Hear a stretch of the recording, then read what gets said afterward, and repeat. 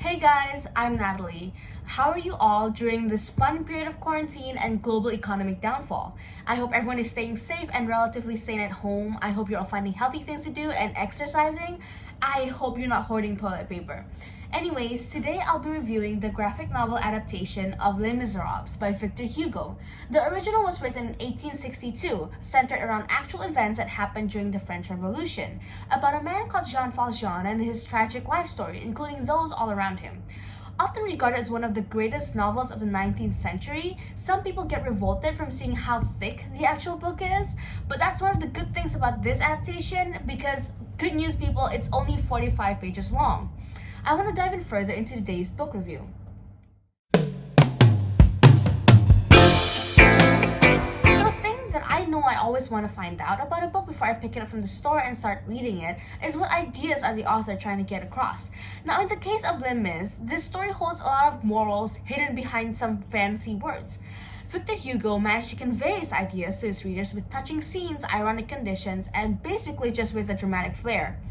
I only understood what the author was trying to say when I read the book the second time around, but that's when I realized that Mr. Hugo meant for us readers to understand through the tragic tale of Jean Valjean that life isn't fair sometimes and we just have to accept that.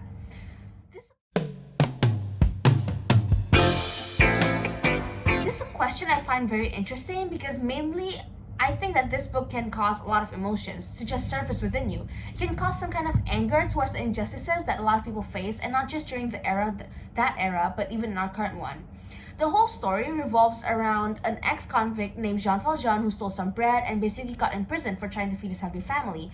In general, this book just takes you on a roller coaster of emotions, mad at one point and depressed at the next one. Since it's based on a true story, the emotions that were embedded into the book were raw and real, and that made me feel in awe of the story in general.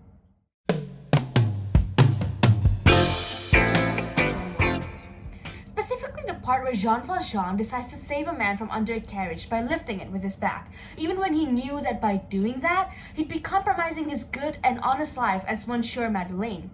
Since Havert, I don't know how to read his name, knows for a fact that the only man strong enough to be able to save the dying man was a convict he knew of when he got to the gallows, and this one man is none other than Jean Valjean. Jean will be doomed if he did it.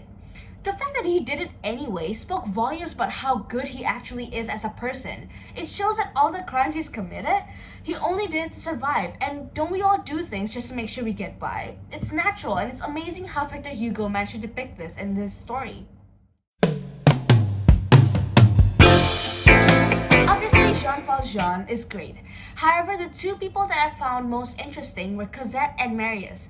The love that they shared instantaneously might seem like such an unrealistic kind of fantasy, but I found that their love was pure and lasting. Although it's no Nicholas Sparks, it's still pretty awesome to imagine finding love like that. Marius is a determined person, brave and ready to take the risks. In the revolution, just being a part of it could mean that you'll die someday. You don't really know when, it might be on the big day or before but you know that you're either going to get hanged or shot in the heart or something. And Marius was brave enough to bear those consequences. Cosette, on the other hand, is this gentle girl who loved her father until the end.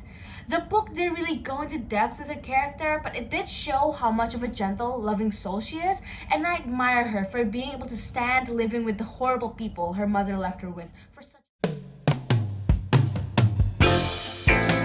I know that this book has been turned into plenty of movies, TV shows, and God knows what else, but I feel like they could still make another one.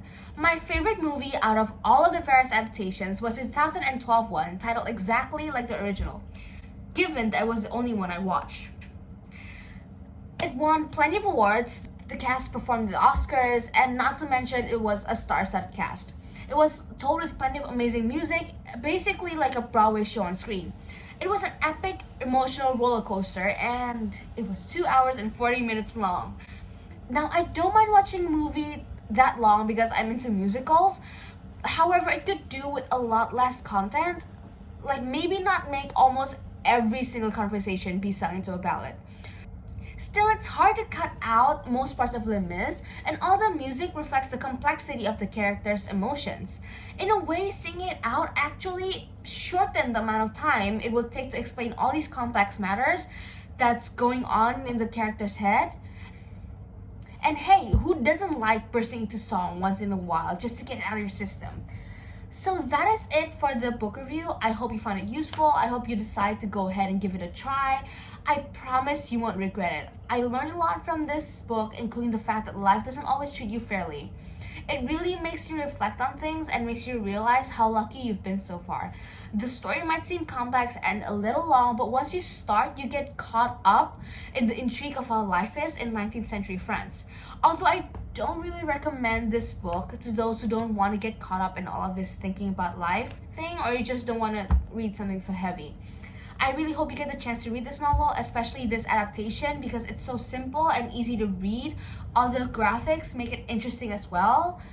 It's a touching story and just amazing overall. So I hope you give it a chance.